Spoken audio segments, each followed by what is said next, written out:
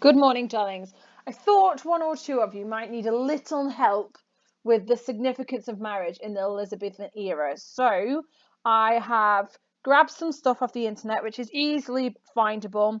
I just thought I'd walk you through it, just in case you couldn't find it, or you don't have great internet access other than YouTube for Brad Mondo and stuff like that, or maybe that's just me. Right, okay, so yeah, no.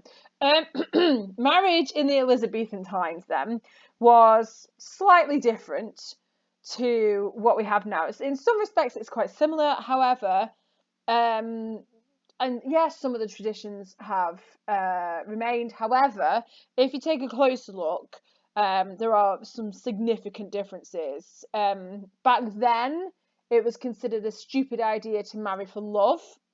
And if you were of the lower classes, you had more freedom to pick who you were going to marry than if you were of the upper classes or the aristocracy. So there are 5 words on the screen here. So we're going to go through these one by one, and feel free to pause and take notes and rewind a few seconds or something if you didn't quite get it. It's absolutely fine.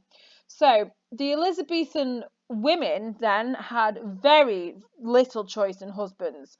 Marriages were arranged by families, much as we see Lord Capulet trying to arrange a marriage with County Paris.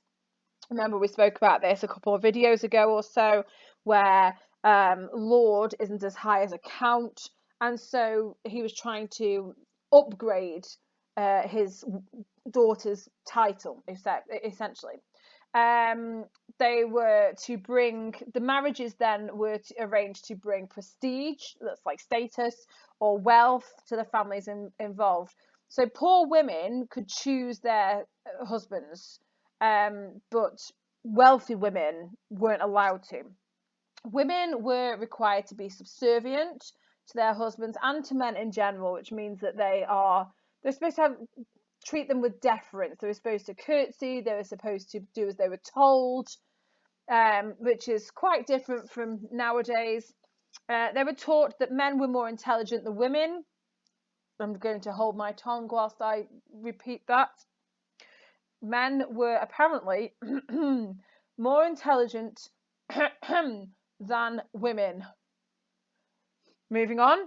Many young men and women didn't meet their spouses until the wedding day. There was no need for it. So, in some respects, then, Lord Capulet, by arranging the ball for Juliet, is actually being nicer than a lot of his contemporaries, than a lot of his friends might have been for their daughters, allowing her to meet Paris to see if she can, tolerate him, think about a marriage with him, etc. Marriage was considered more of a business arrangement between the families than a relationship between man and a woman. There was the thing, the dowry that was exchanged. And if you think then, if Lord and Lady Capulet may not have had the same opportunity to meet each other as Juliet and the County Paris are, do you think then that perhaps Lord and Lady Montague may have met? There's no right or wrong answer to this, but you might be able to infer from different parts of the text about their relationship and what their marriages were like, that maybe they had more of a meeting in the Montague household than in the Capulets, perhaps. Okay. Anyway, features. Elizabethan law gave men full control over their wives. There was no negotiation here. It was absolutely imperative. Married women were basically the property of their husbands after they had been the property of their fathers. They were expected to bring a dowry or marriage portion to the marriage. So this was money or property or various goods, valued stuff. They were expected to contribute, essentially. Elizabethan wives were also required to run the household. That was their jobs, and give their husbands children.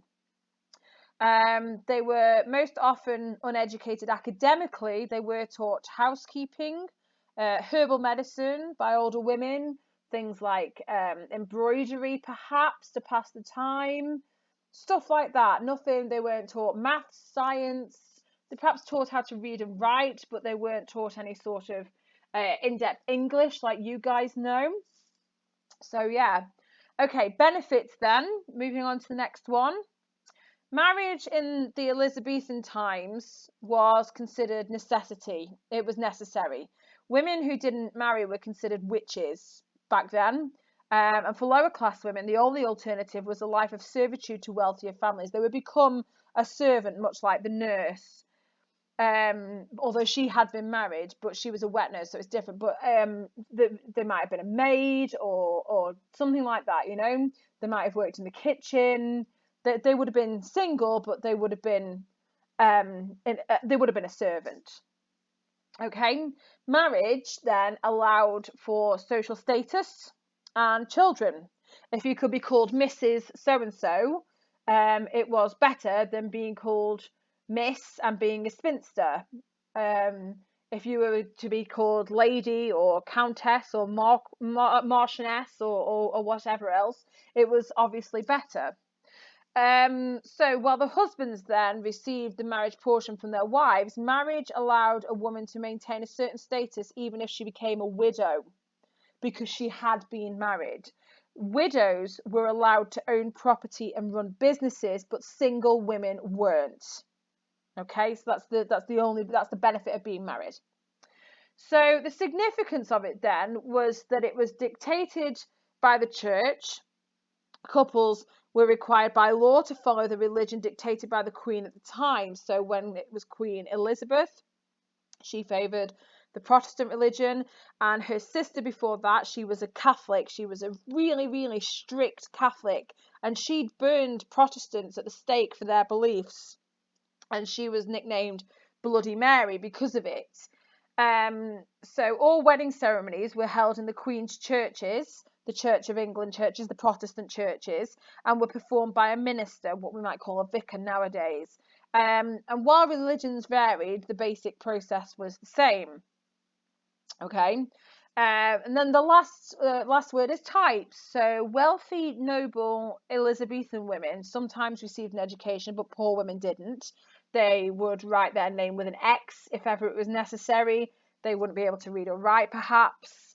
Noble women had often they had house servants to help with chores and welfares. Poorer women did everything on their own until their female children were old enough to help. And this continued for a long time. I mean, if you think about the daughters in A Christmas Carol, for example, they're helping out with things until they can go off and go and be a governess or go and work somewhere.